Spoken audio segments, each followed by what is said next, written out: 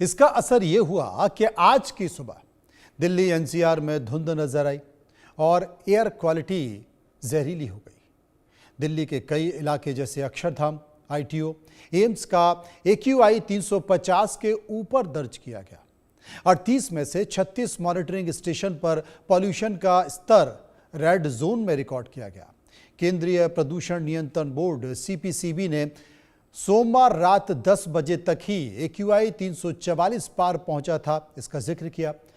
द्वारका में AQI 417, अशोक विहार में 404, वजीरपुर में 423 और आनंद विहार में 404 रहा।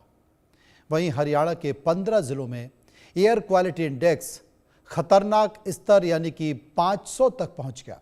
इधर राजस्थान में भी आज सुबह 8 बजे का ओवरऑल AQI 243 दर्ज किया गया।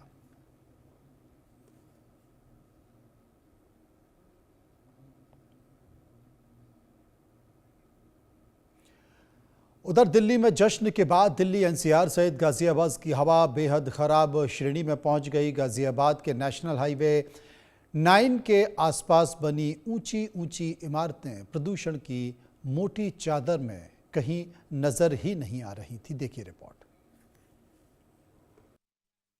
दिवाली के जश्न के बाद दिल्ली NCR की आबोहवा एक बार फिर बेहद ख़राब श्रेणी में पहुंच गई है। इस वक्त हम गाजियाबाद में मौजूद हैं और गाजियाबाद का नेशनल हाईवे 9 है ये, और तस्वीरें आप देखेंगे किस तरीके से आज पोल्यूशन की घनी चादर सड़कों पर दिखाई दे रही है। साथ ही आप देखेंगे किस तरीके से जो आसपास की जो ऊंची ऊंची इमारतें वो क्लियर दिखाई देती थी, तो आज कहीं ना कहीं इस पोल्यूशन की घनी चादर में ढकी हुई दिखाई दे रही है। आप देख सकते हैं नेशनल हाईवे 9 के पास की ये तस्वीरें हैं।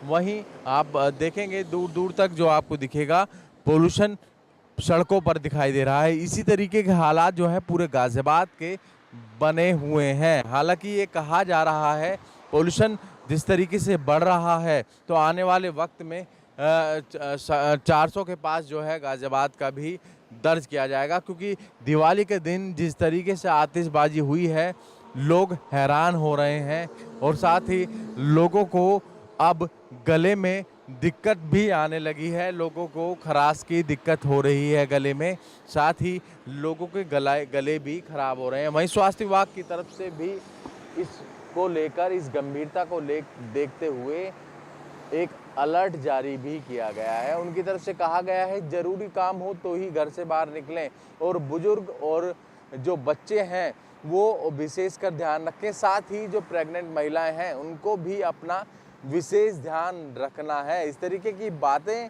स्वास्थ्य विभाग की तरफ से की गई है। हालांकि दिल्ली NCR की आबो हवा बिगड़ते देख ग्रैब 2 के नियम भी लागू किए गए हैं, पर ग्रैब 2 के नियम लागू होने के बाद कई पाबंदियां लगती हैं, जैसे कि डीजल के जो जनरेटर हैं वो पूर्ण तरीके से बंद कर दिए जाते हैं और ऐसी जगहों को चिन्हित किया जाता है जहां पर पोल्यूशन ज़्यादा फैलाया जा रहा है, और साथ ही ऐसी कंपनियों को भी चिन्हित किया जाता है।